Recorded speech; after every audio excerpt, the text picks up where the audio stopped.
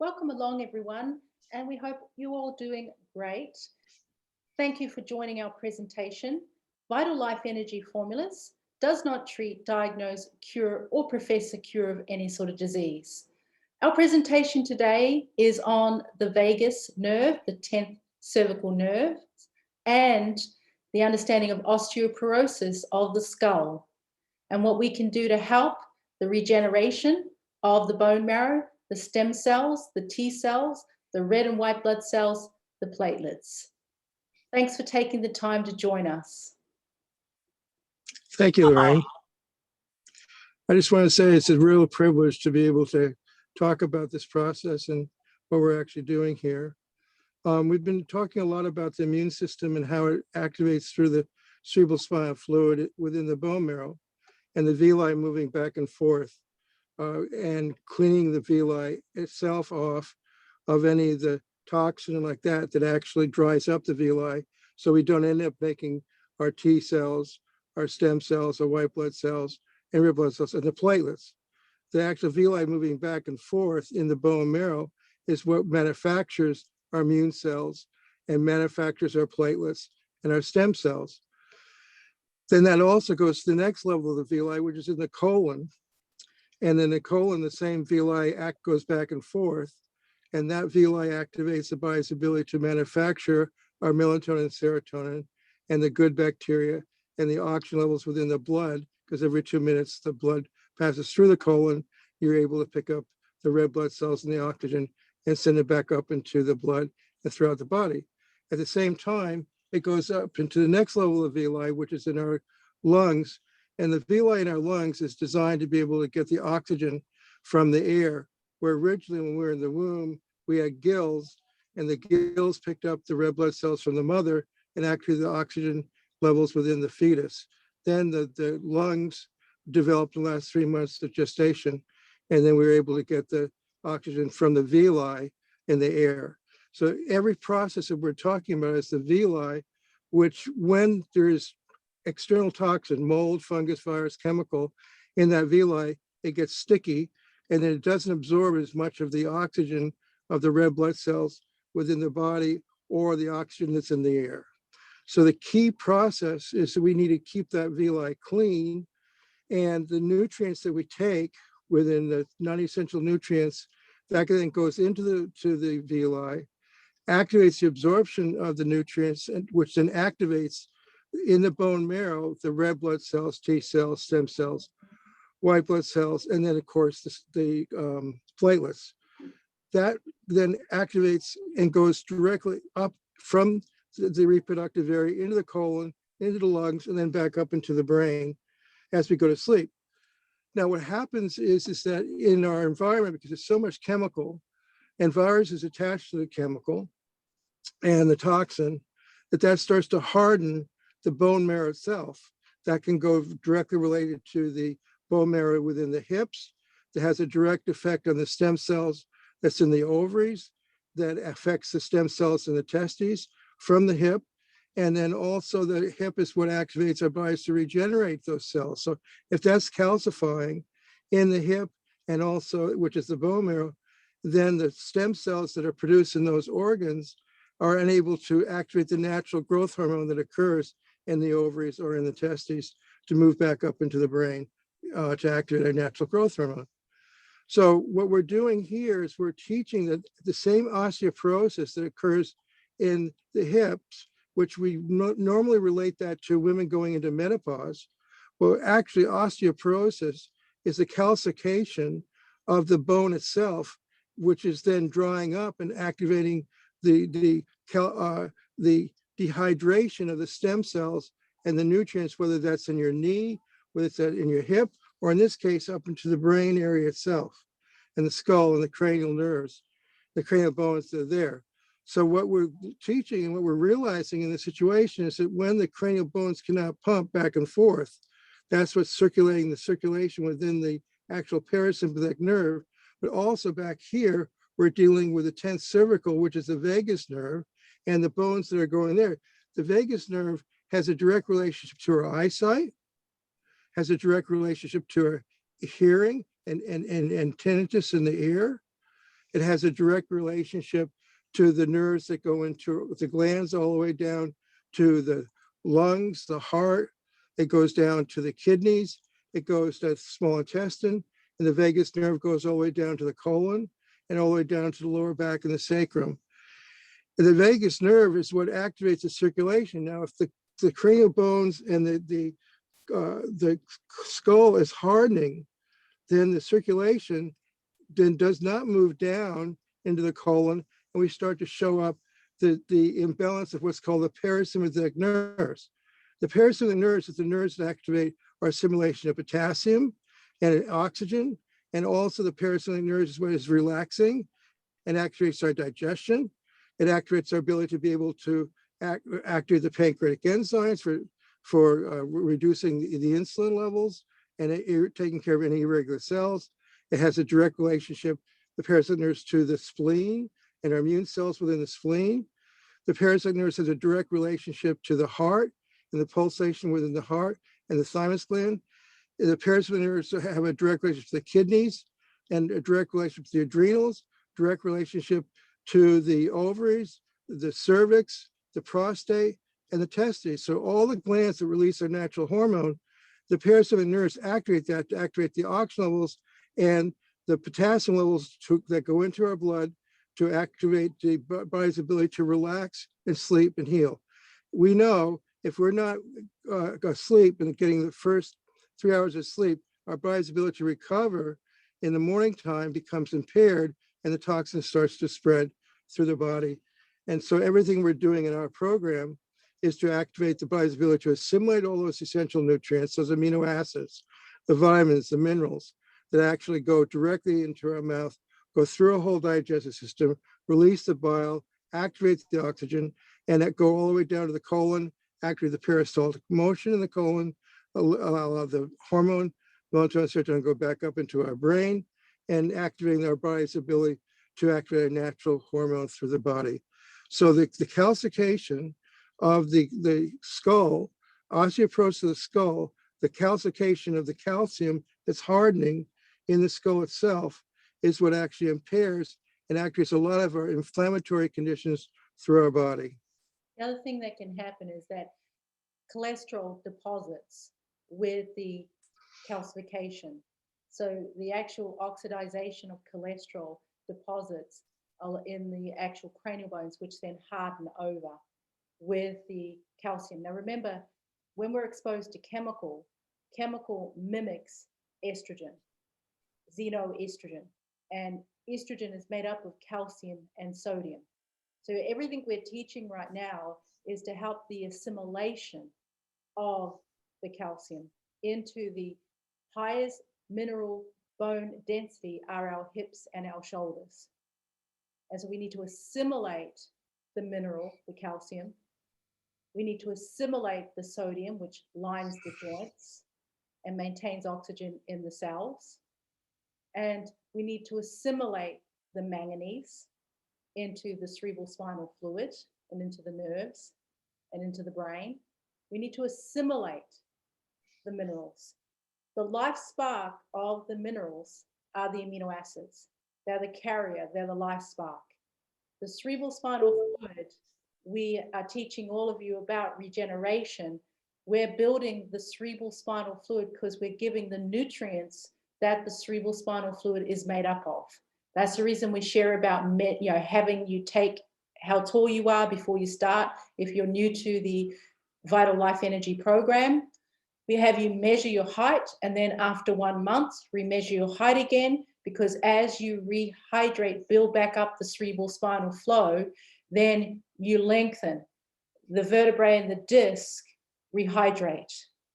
So the stem cells, the T cells, the platelets, the red and white blood cells, the bone mineral density, the highest bone mineral density is our hips and our shoulders. The stem cells can be stimulated through the patella of the knee to the femur that connects to the hip socket, which is the main one of the largest bone mineral density are our hips. Years ago, Jeff and Lynn talked about the stem cells in the cortex of the testes and the cortex of the ovaries, which is the reason we're working with all the glands, because by giving the amino acids to stimulate your natural growth hormone, then it's going back to the seed power of life, which is no matter how old we are, the seed power of life, the sperm and the egg. So the cortex of the ovaries, the cortex of the testes stimulate the stem cells within the bone marrow, the red, white blood cells, and the platelets. So we've been talking about regeneration and regeneration program for 25 years. What we're teaching you now and expressing to you now is how the regeneration process actually works through the amino acids and the production of the stem cells. The stem cells itself activate our white blood cells to fight infection, and that NK killer cells to deal with any kind of viruses that environment, whether it's COVID-19 or whether it's a derivative of any kind of virus itself. Those stem cells activate our natural immune system, which is the white blood cells. So the stem cells activate the white blood cells, which is the NK killer cells, which is our immune cells to recognize any invading toxin. So the situation here is what we're sharing is that, for example, you can regenerate your knee, you can regenerate your hip, you can regenerate the actual parts of your body, which normally break down. You know, normally what happens is people have surgery on these particular parts. Well, surgery is important in relationship to an accident and so on. If we then realize that we can activate the regenerative part, even if you've had surgery on your knee, or you've had a hip replacement or a knee replacement, even then the tissue there is still impaired. So we can actually help to regenerate the stem cells that are on top of the knee. So for example, there's like 40 different stem cells on the top of your knee. So when we need to activate the platelets that are underneath there to lubricate that area. So by using the castor oil, which we've expressed this for a long time, the castor oil saturates the bone in the knee. And then that castor oil will actually go down to the stem cells and activate the platelets. And then the actual regeneration of the knee and the bone starts to heal itself. The bone starts to heal. So then whether that's underneath the knee and then the actual tissue that's moving through there, and we're actually removing the trauma that occurred in the original injury that it could have happened when we were a child, it could have happened from a fall, it could happen from many different sources of trauma, where then what happens is, if you can understand this, the stem cells that are underneath here, that bone starts to deteriorate. It actually starts to dry up. It starts to calcify. That's the reason the castor oil is so important, because when you put the heat here or you put aloe vera there, then the actual heat will draw the blood will pass through the bone, it'll absorb the castor oil, then the actual stem cells underneath there start to wiggle. They start to knit the bone, and start to hit the actual tissue, which is the fluid that's actually healing the nerves that are underneath there.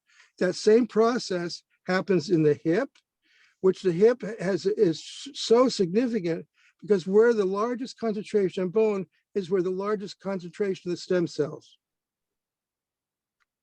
So the stem cells is what activates the body's ability to regenerate the nerves, the tissue. Then we're also talking about we usually think of osteoporosis in the hip with females. It's not calcium we're dealing with, it's the absorption of calcium. Calcium itself is the estrella, it starts to harden and create stroke, heart attack, depression, whatever, calcify the brain, calcify the colon, calcify the heart as a stroke, calcify the muscle. So it's actually the magnesium, it's assimilation of calcium, assimilation of the magnesium, the minerals as Ray was talking about, and also the amino acids, which assimilates that into the rehydration of the cerebral spinal fluid, which regenerates through the body. That's the process. So whether that's an injury in the back of the neck, because now we're learning, and I have to express this for so long, that the vagus nerve, like we used to do the cranial work like this, we'd cold back of the head, decompress the skull, take the weight off the back neck through the understanding of pluriotherapy. And then that dehydration of the bone starts to rehydrate and the sacrum starts to pump itself from lower end, the opposite pole of the sacrum, sorry, of the cranial bones. The weight goes off the circulation of the occiput and then moves directly down to the sacrum, which is pumping and spiraling up to the back of the neck. Now, what happens is that hardens, and then the actual vagus nerve starts to dehydrate, and that vagus nerve affects every part I just described before. It's the parasympathetic nerves with all these inflammatory conditions, chronic fatigue, all these colon problems, burning, so on, headaches, kidney problems, and so on. Tinnitus. So there's Tinnitus. Yeah, there's very good. The ringing of the ear. about the vagus nerve. There's a chart for a visual image for you all to see the vagus nerve going from the brain into the ear to the optic nerve behind the brain to the eyeball, past the throat. So any swallowing or spasming in the throat has a direct reflex to the vagus nerve and the dehydration of the vagus nerve. It goes straight to the lungs. It goes straight to the heart. See, it's going straight to the spleen, straight to the stomach, the liver, right through the gallbladder, through the GI tract, large intestine, small intestine, going straight down to the sacrum and the reproductive area.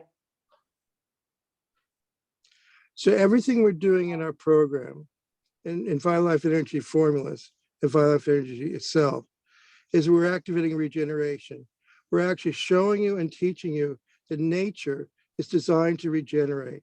Nature cures the balancing of the body, balancing the energy, balancing the mind, and balancing the soul.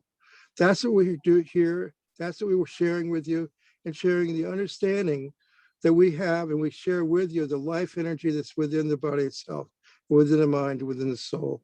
So I hope this understanding of the vagus nerve, the osteoporosis of the skull, the understanding of the stem cells, how they work, how they regenerate the tissue, so you do not have to actually have certain surgeries. And even if you've had the surgery, you can regenerate the tissue that activates the problem of the dehydration of the bone itself, the calcium and the pain.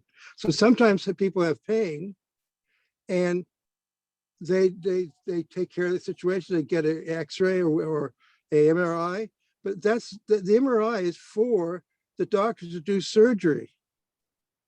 We're here to actually regenerate the tissue, because situations, the MRI doesn't always pick up.